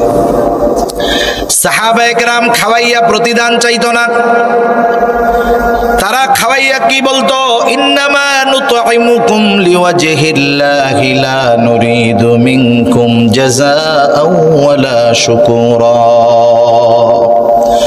সাহাবায়ে কেরাম খাওয়া বলতো ইন্নামা নুতঈমুকুম লিওয়াজহিল্লাহ, আমরা তোমাদেরকে আল্লাহর জন্য খানা খাওয়াইছি, যেহেতু আল্লাহর জন্য খাওয়াইছি, প্রতিদান দিবেন কে? লা নুরিদু মিনকুম জাযাআও ওয়ালা শুকুরা, আমরা তোমাদের কাছে কোনো বিনিময় চাই না, কোনো প্রতিদান চাই না। বিনিময় প্রতিদান বহুদূর, খাইয়া আমাদেরকে একটু ধন্যবাদ দাও, এটাও আমরা চাই না। সেজন্য খানা সাধারণভাবে খাওয়ানো ফজিলতের কাজ, যদি নিঃস্বার্থে খাওয়ানো হয়। এখন যদি আমার প্রতিবেশী হয়, এক্ষেত্রে খানা খাওয়ানো শুধু ভালো কাজ নয়, এক্ষেত্রে খানা খাওয়ানো ঈমানি দায়িত্ব। কারণ নবীজি বলেন, লাইসাল মুমিন আল্লাযী ইয়াশবাউ, ওই ব্যক্তি মুমিন নয় যে নিজে পেট পুরে খায় আর তার পাশে তার প্রতিবেশী অভুক্ত থাকে। সেজন্য অনাহারী প্রতিবেশীকে খানা খাওয়ানো শুধু ভালো কাজ না, এটা ঈমানি কাজ। এজন্য আমরা মাঝে মধ্যে প্রতিবেশীর দিকে একটু খেয়াল রাখবো, ইনশাআল্লাহ। রাখা যাবে না? গরিব অসহায় অনেক আছে, আপনার ছেলে বিদেশে আছে, চাকরি করে, আপনি খাইতে পান অনেক, মাঝে মধ্যে একটু কিছু রান্না করলেন, তাদের দিলেন, এতে হৃদ্রতা ভালোবাসা বাড়বে। আরে আপনার আমার আত্মীয় স্বজন ধনী যত বড় থাকুক না কেন, প্রতিবেশীর সাথে যদি আমার ভালো সম্পর্ক না থাকে, আমি যদি তাদেরকে শুধু হেডাম দেখাই যে আমার চাচা কিন্তু একটা ডিসি, আমার ভাই কিন্তু একজন এসপি। এখন মনে করেন আপনি একদিন গভীর রাতে স্ট্রোক করছেন, ওই এসপিডিসি আছে ঢাকা। এখন ওরা যদি পাশের থেকে বলে তোর এসপিডিসি আছে না, তোরে তারা হাসপাতালে নিয়ে যাবে, ওরা আসতে আসতে আপনার হায়াত শেষ। এজন্য সর্বক্ষেত্রে দেখবেন, যখন মানুষ বিপদে পড়ে, ধনী মানুষ বিপদে পড়লে ধনী মানুষ অগ্রসর হয় না, বরং আশেপাশের গরিবরাই আগে সহযোগিতার জন্য দৌড়ায়। ঠিক কিনা বলেন? এজন্য আমার আপনার প্রতিবেশী যদি অভাবী দরিদ্র থাকে, তাদের সাথে আমরা আমাদের হৃদ্রতা, ভালোবাসা, মহব্বত বাড়াবো। আর মিসকিন অসহায়দের খানা খাওয়ানো, এটা তো আরো ফজিলতের কাজ। এই কাজটা নিজেও করব, অন্যকেও উৎসাহ দিব যে ভাই মিসকিনদের খানা খাওয়াও, এতে আল্লাহ তাআলা বরকত দিবে। আর জিয়াফত, চল্লিশা মল্লিশা এই সব বাদ দিয়া খাবারটা যদি আসলেও মৃত মা বাবার কল্যাণের জন্য খাওয়াই, খরচটা যদি তাদের কল্যাণের জন্যই করে থাকি, তাহলে ওই খরচটা এমন জায়গায় করব যেন কিয়ামত পর্যন্ত এই খরচের উপকার ওই মা বাবা কবরে শুয়া শুয়া পাইতে থাকে। মসজিদে একটা মসজিদ বানায় দেন, টাকা আছে, আপনার টাকা পয়সা আছে, মাদ্রাসা বানায় দেন, একটা ঘর করে দেন, খরচটা দিয়া একজন ইয়াতিম অসহায়কে আলেম বানানোর চেষ্টা করেন, এগুলো আসল কাজে লাগবে। তাহলে রিজিক সংকীর্ণতার দ্বিতীয় কারণ হলো ওরা নিজেরাও মিসকিনদের খাবার দেয় না, অপরকেও খাবার দিতে উৎসাহ দেয় না। আমরা মিসকিন অসহায়দের খানা খাওয়াবো, নিজের যদি সামর্থ্য না থাকে আরেকজনকে খানা খাওয়ানোর জন্য উৎসাহ দিব তো ইনশাআল্লাহ। খাওয়াবো ঠিক, কিছু খরচ হবে, কিন্তু বেশি দিবেন কে? আল্লাহ। 3 নাম্বার কারণ রিজিক সংকীর্ণতার, ওয়াতাকুলুনাত তুরাসা আকলাল লাম্মা, তোমরা ওয়ারিসি সম্পদ সব একা ভক্ষণ করে ফেলো। যদিও ইয়াতিমদেরটা স্পেশাল ভাবে উল্লেখ করা হয়েছে যে তোমরা ইয়াতিম যারা আছে তারা উত্তরাধিকার সূত্রে যেই সম্পদ প্রাপ্ত হওয়ার কথা সবটা নিজেরা খেয়ে নাও। কিন্তু মুফাসসিরিনে কেরাম বলেন এখানে সব ধরনের ওয়ারিসি সম্পদ উদ্দেশ্য। দেখেন, একটা লোকের মনে করেন 2টা মেয়ে, একটা ছেলে, ছেলেটা বড়, মেয়ে 2টা ছোট। বাবা মেয়ে 2টাকে বিবাহ দিল। কিছুদিন পরে বাবা দুনিয়া থেকে চলে গেল। বাবা অনেক সম্পদ রেখে গেছে। মারা যাওয়ার পরে সন্তানের দায়িত্ব কি? 1 নাম্বার দায়িত্ব, সন্তান তার বাবার দাফন কাফনের সব ব্যবস্থা করবে। ঋণ যদি থাকে বাবার সম্পদ থেকে ঋণগুলা দিয়ে দিবে, যদি বাবার না থাকে সন্তান দিবে। বাবার যদি থাকে বাবার সম্পদ থেকে দিয়ে দিবে। এরপরে বাবার যদি কোনো ওসিয়ত থাকে আর ওই ওসিয়তটা তার রেখে যাওয়া সম্পদের সর্বোচ্চ 3 ভাগের 1 ভাগ হয়। মনে করেন আছে 9 লাখ টাকা, ওসিয়ত করছে যে 3 লাখ টাকা মাদ্রাসায় দিয়া দিবি, তাহলে এই পর্যন্ত সন্তান ওসিয়ত মানতে বাধ্য। কিন্তু বাপ যদি মরার আগে বলে আমি মরার পরে সব সম্পদ ওই জায়গায় দিয়া দিবি, এই ওসিয়ত সন্তান কার্যকর করতে বাধ্য নয়। তাহলে ওসিয়ত পূরণের মেয়াদ হলো সমুদয় সম্পদের 3 ভাগের 1 ভাগ। যদি ওসিয়ত করে থাকে ওসিয়তটা পূরণ করবে।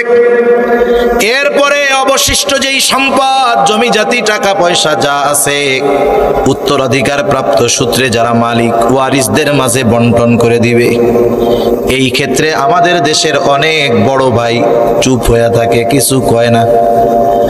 কারণ যদি বন্টন হয় তাহলে তো সম্পদ ভাগাভাগি হয়ে যাবে। বলেন তো, বাবার সন্তানের মধ্যে ছেলের যেমন হক আছে মেয়ের তেমন হক আছে না নাই? পরিমাণ যা হোক আছে তো নাকি? আগের আমলে মুরব্বী যারা ছিল মহিলারা, এরা আসলে সহজ সরল ছিল। পুরুষরা তো চালাক ঠকবাজ, এমন ভাবে ওই মহিলাগুলারে কনভার্ট করছে। যদি ওই মুরব্বী মহিলাদেরকে বলা হয়তো আপনি তো আপনার বাবার বাড়ি অনেক সম্পদ পাইছেন, আপনার সন্তানেরা অভাবে আছে, সম্পদটা নিয়ে আসেন, হয়তো এরকম জিব্বা একটা বাইর করে আস্তাগফিরুল্লাহ, বাবার বাড়ির সম্পদ আনতে হয় না, এগুলো আগুন আনতে হয় না। তার মানে ওর মাথার মধ্যে ঢুকাই দিছে বাবার বাড়ির সম্পদ খাওয়া হারাম, নাউজুবিল্লাহ কোন। অথচ বাবার সম্পদে মেয়ের হক এটা নির্ধারণ করছে দুনিয়ার কেউ না, আল্লাহ। আল্লাহ এখন দায়িত্ব হলো ওই বোনদের সম্পদগুলো দিয়ে দেওয়া। আর অল্প সময়, আমি 10 মিনিটের মধ্যে শেষ করে দিব। কিন্তু দেখেন অনেক ভাই আছে দিবে না, সম্পদ বন্টন করে না। ওই যে আমের সময় কিছু বোনরা আসে, 2-4-10 দিন থাকে, আম কাঁঠাল দিয়ে দেয়, পুকুরে বিলে কয়টা মাছ হয়, মাছ মারলে ওই জায়গাতে 2-4টে পাঠায় দেয়। বোনরাও কিছু কয় না, উনিও মনে মনে খুশি।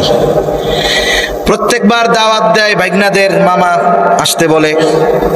এখন 10-15 বছর এভাবে পার হয়েছে, বোনরা আর কিছু নেয় নাই। 15 বছর পরে এসে কইতেছে দুই বোনে মিলা যে ভাই এই 15 বছর তো আমাকে স্বামীর চাকরি বাকরি ছিল, টাকা পয়সা লাগে নাই, এখন আমার পোলাটারে লেখাপড়া করাই, আমার তো টাকা পয়সা দরকার। তা বাবার যেই সম্পদগুলো আছে আমাগোটা একটু আমাকে দিয়া দিলে ভালো হয়। বাবা মরার 15 বছর পরে আইসা যদি বোনরা ভাইয়ের কাছে তাদের হক চায়, ভাই খুশি হবে না একেবারে? দেখবেন কি চেহারার মধ্যে আর তাকানো যায় না। ও জানে যে রাখতে পারবে না। আগে যেই মামি আসলে দুধ ভাত খাওয়াইতো, ছোটবেলায় কবিতা পড়ছি না, মামি আসলে দুধ ভাত খাওয়াইতো, যখন সম্পদটা নিয়ে যাবে দুধ ভাত না জাটার বাড়ি দিবে। আগে আইসা চইলা যাইতে চাইলে কইতো কি যে না না আর 5 দিন থেকে যা। আর এখন ঘরে ঢোকার আগে বলবে যাবা কবে, সব তো নিয়েই গেছো। ঠিক কিনা বলেন? তার মানে এতকালের মহব্বত ভালোবাসা ছিল সম্পদের জন্য। এখন দেখেন এই যে সম্পদটা, এই ওয়ারিসি সম্পদ, ওর ধান্দা ছিল সব একা খাবে। সেই জন্যই তো হকটা ফেরত দিতে তার কষ্ট হয়। মানুষ মনে করে আমি বোনদেরকে ঠকায়া, ফুফুদেরকে ঠকায়া, প্রতিবেশী গরিবরে ঠকায়া, বাইরে ঠকায়া, বোনরে ঠকায়া আমার নামে জমি জাতি বেশি হইতেছে, সম্পদ বেশি হচ্ছে, অনেক টাকা পয়সার মালিক হচ্ছি, কাজ হবে না। আল্লাহ তাআলা বলেন দেখা যাবে অত, এমন এক রোগ হবে ওর 3 ডাবল যাবে, সব বেচবি এও তুই বাঁচতে পারবি না। ঠিক কিনা বলেন? সেজন্য আল্লাহ রাব্বুল আলামিন বলেন ওয়ারিসি সম্পদ সব তোমরা একা ভক্ষণ করো, মনে রাখো এটাও রিজিক সংকীর্ণতার কারণ। অন্যেরটা মারবা আর সুখে শান্তিতে ভোগ করবা, সেটা হবে না। 4 নম্বর কারণ আল্লাহ তাআলা বলেন ওয়াতাকুলুনাত তুরাসা আকলাল লাম্মা ওয়া তুহিব্বুনাল মালা হুব্বান জাম্মা।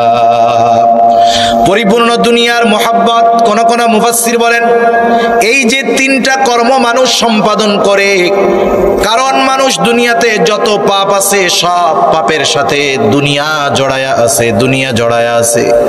মানুষ সুদ খায় পাপ, আখেরাতের জন্য খায় না, দুনিয়ার জন্য খায়। মানুষ আরেকজনের বিরুদ্ধে মামলা দেয়, মাথা ফাটায় ফেলে। একদল আর একদলকে মাথা ফাটায় ফেলে, অত্যাচার করে, জুলুম করে, আরেকজনের টামাইরা খায়, ঘুষ খায়। বলেন তো দুনিয়ার জন্য নাকি আখেরাতের জন্য? দুনিয়ার জন্য। তার মানে যত পাপ আছে সব পাপের পেছনে আছে দুনিয়া। এই জন্য নবীও বলেন হুব্বুদ দুনিয়া রাসু কুল্লি খাতিআ, দুনিয়ার মোহাব্বত সকল গুনাহের মূল, যার মধ্যে দুনিয়ার মহব্বতটা পরিপূর্ণভাবে ঢুইকা যায়।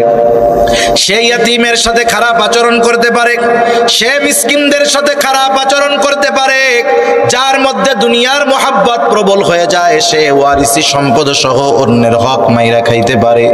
আল্লাহ তাআলা জানায় দেন, বান্দা এই বিষয়গুলো যদি তোমার মধ্যে থাকে তোমার রিজিক সংকীর্ণ হয়ে যাবে। আর যদি এই বিষয়গুলো নিজের থেকে বের করতে পারো, উপার্জন অল্প হলেও আল্লাহ তাআলা ওই অল্প উপার্জনের মধ্যে বরকত দিয়া দিবে, তোমার রিজিককে আল্লাহ তাআলা প্রশস্ত করে দিবে। সেজন্য আমরা সকলেই দুনিয়ায় চাই যে আমাদের জীবন উপকরণগুলো আমরা সহজে যেন পাওয়া যায়। সকলে চাই না আমরা? তাহলে আমরা ইয়তীমদের সাথে ভালো ব্যবহার করব, মিসকিনদের খানা খাওয়াবো। আমার কাছে যদি কেউ কোনো হক পায়, আমি এগুলো হাসি মুখে তাদেরকে ফিরায় দিব, সাথে সাথে আখিরাতের মহব্বতকে, আখিরাতের চিন্তাকে অন্তরের মধ্যে প্রাধান্য দিব। তাহলে এ দুনিয়াটাও আমার জন্য আল্লাহ তাআলা আসান এবং বরকতময় করে দিবে। আল্লাহ সুবহানাহু ওয়া তাআলা আমাদের সবাইকে কথাগুলো বুঝবার, আমল করবার তৌফিক দান করুন। সকলে বলি আমিন। ওয়া আখিরু দাওয়ানা আলহামদুলিল্লাহি রাব্বিল আলামিন। আসসালামু আলাইকুম ওয়া রাহমাতুল্লাহি ওয়া বারাকাতুহু।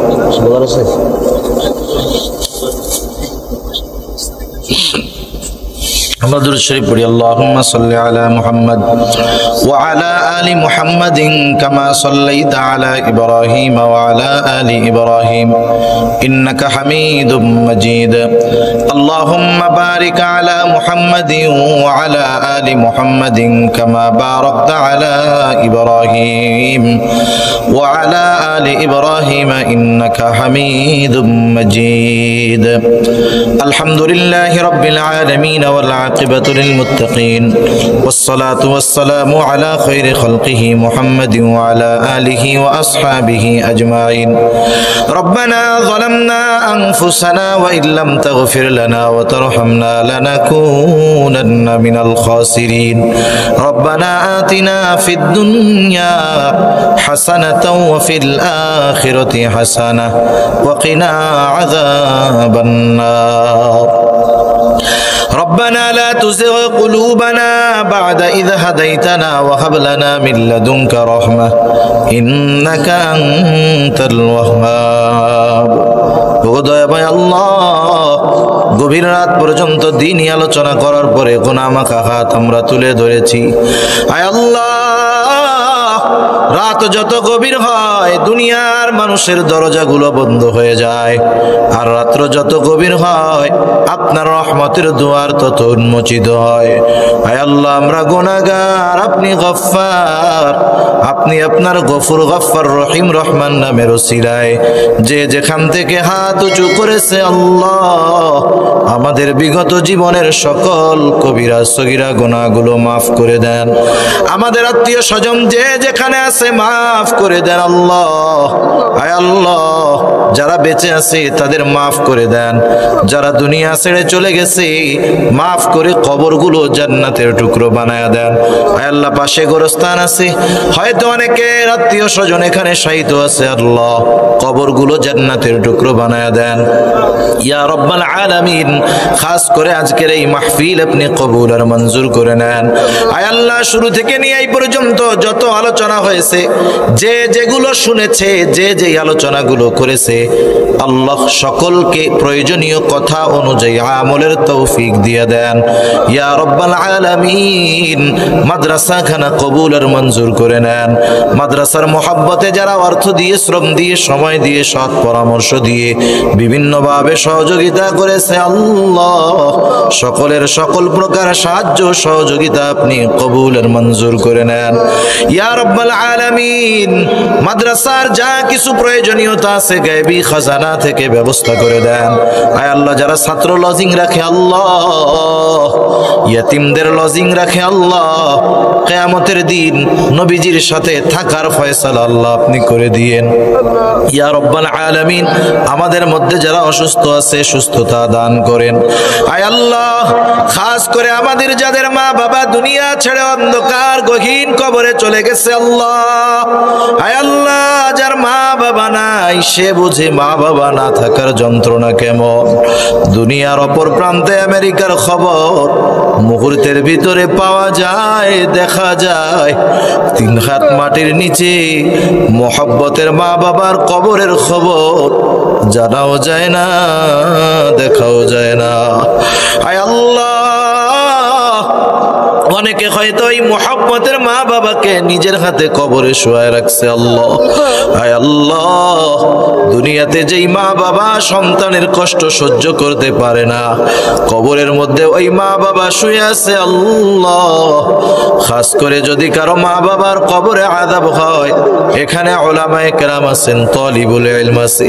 হায় আল্লাহ, আপনার দাড়ি পাকা অনেক বান্দা আছে, যুবক আবেদ আছে, মুসাফির আছে, যাকে পছন্দ, যারা আমল পছন্দ, তারা আমলের উসিলায় ওই মা বাবার কবরের আযাব আল্লাহ আপনি মাফ করে দেন। কবরগুলো আপনি জান্নাতের টুকরো বানায় দেন। কিয়ামতের দিন ডান হাতে আমলনামা দিয়ে হিসাব সহজ করে জান্নাতের ব্যবস্থা করে দিয়েন। যাদের মা বাবা বেঁচে আছে, সুস্থ দীর্ঘ নেক হায়াত আল্লাহ আপনি দিয়ে দেন। ইয়া রাব্বাল আলামিন, আমাদের স্ত্রী সন্তান আমাদের জন্য চক্ষু শীতলকারী হিসাবে কবুল করে নেন। আল্লাহ, যাদের সন্তান অবাধ্য আছে, সন্তানগুলোকে আপনি বাধ্য করে দেন। বিবাহযোগ্য কন্যা যাদের আছে, আল্লাহ দিনদার পাত্রের ব্যবস্থা করে দেন। যারা অভাবে আছে, অভাব দূর করে দেন। যারা ঋণগ্রস্ত আছে, ঋণ পরিশোধের তৌফিক আল্লাহ দিয়ে দেন। হারাম হালাল বেঁচে চলার তৌফিক দেন আল্লাহ। হালাল রুজি অন্বেষণের তৌফিক দেন। হায় আল্লাহ, আমাদের সকলের রিজিককে আপনি প্রশস্ত করে দেন। রিজিক প্রশস্তকরণ আমলগুলো বেশি বেশি করার তৌফিক আল্লাহ আপনি দিয়ে দেন। মা বোনদের কবুল করে নেন, পর্দানিশীন বানায়া দেন। 5 ওয়াক্ত নামাজ যথাযথভাবে আদায় করার তৌফিক আল্লাহ দিয়ে দেন। বেনামাজিদের নামাজি বানায়া দেন। সুন্নাতবিহীন মানুষগুলোরে আল্লাহ সুন্নাতওয়ালা বানায়া দেন। ইয়া রাব্বাল আলামিন, খাস করে तमाम দুনিয়ার মুসলমানদের জান মাল ইজ্জত আল্লাহ আপনি হেফাজত করেন। ফিলিস্তিনের মুসলমানদের হেফাজত করেন আল্লাহ। আয় আল্লাহ, ওই জালেমগুলো নির্বিচারে শিশুগুলোকে নৃশংসভাবে হত্যা করতেছে আল্লাহ। আয় আল্লাহ, বাবার কাঁধে সন্তানের লাশ, মায়ের কোলে সন্তানের লাশ। আয় আল্লাহ, আপনি তাদের সকলকে শাহাদাতের মর্যাদা দান করেন আল্লাহ। জালেমগুলোর হেদায়েত দেন। হেদায়েত যদি না থাকে, তাদের ব্যাপারে আসমানি ফয়সালা গ্রহণ করেন। আয় আল্লাহ, যারা জালেমদের বিরুদ্ধে জিহাদ করতেছে, তাদেরকে আপনি আসমানি সাহায্য দান করেন। ইয়া রাব্বাল আলামিন, খাস করে মাওলা, আমাদের সকলকে বারবার মক্কা মদিনা জিয়ারত করার তৌফিক আল্লাহ আপনি দিয়ে দেন। আমাদের অন্তর আপনার এবং আপনার হাবিবের মোহাব্বত দিয়ে ভরপুর করে দেন। আয় আল্লাহ, অনেক যুবক তরুণ আছে আল্লাহ, ওদেরকে ওদের মর্যাদা বোঝার তৌফিক আল্লাহ দিয়ে দেন। আয় আল্লাহ, ইসলামের মোহাব্বত, নবীর মোহাব্বত দিয়ে অন্তরগুলা ভরপুর করে দেন আল্লাহ। খাস করে আমাদেরকে সহ বিশেষ করে তরুণ যুবকদেরকে গুনাহ থেকে বেঁচে থাকার তৌফিক ও হিম্মত আল্লাহ আপনি দিয়ে দেন। ইয়া রাব্বাল আলামিন, মরণ তো হবে, মরতেই তো হবে, আমাদেরকে আপনি শাহাদাতের মৃত্যু দান করেন। আল্লাহুম্মা রযুকনা শাহাদাতান ফি সাবিলিক ওয়াজআল মাউতানা বিবালাদি রাসূলিক। আল্লাহুম্মা আনসুরিল ইসলাম ওয়াল মুসলিমিন ইলা সুন্নাতির রাসূল ওয়াল খুলাফাইর রাশিদিন। আল্লাহুম্মা আনসুরিল মুজাহিদিল ফিলিস্তিন। আল্লাহুম্মা আনসুরিল মুজাহিদিল ফিলিস্তিন। আল্লাহুম্মা হাল্লিকিল ইয়াহুদা ওয়ান নাসারা ওয়াল মুশরিকিন। ইয়া রাব্বাল আলামিন, জীবনের অন্তিম সময় যখন মালাকুল মউত মৃত্যুর পয়গাম নিয়ে হাজির হবে আল্লাহ, আমাদের সকলের জবানে আপনি তাওহীদের কালিমা নসিব করে দিয়েন। اللهم إنا نعوذ بك من الهم والحزن والعجز والكسل والجبن والبخل وضلع الدين وغلبة الرجال رب اجعلني مقيم الصلاة ومن ذريتي ربنا وتقبل دعاء ربنا اغفر لي ولوالدي وللمؤمنين يوم يقوم الحساب ربنا هب لنا من أزواجنا وذرياتنا